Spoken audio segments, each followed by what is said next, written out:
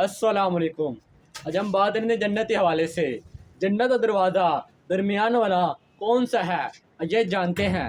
मेरे और असत प्यारे नबी और अल्लाह के महबूब हज़रत मोहम्मद मुस्तफ़ा सल्लल्लाहु अलैहि वसल्लम ने फरमाया, जन्नत का दरमियानी दरवाज़ा तुम्हारा बाप है।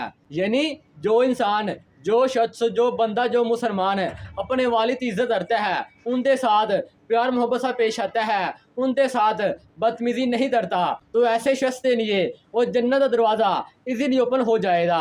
क्यों? जो जन्नत का दरमियान का दरवाज़ा है वो हमारा वालिद है, तो हमें चाहिए हम अपने वालिद के साथ प्यार मोहब्बत साथ पेश आए, उनकी इज़्ज़त करें। जो इंसान, जो शख्स, जो बंदा अपने वालिद का नाफरमान होता है, अपने वालिद की इज़्ज़त नहीं करता, उनके साथ गाली गलौज करता है, तो ऐसा इंसान, ऐसा मुसलमान, ऐसा इंसान, ऐसा बंदा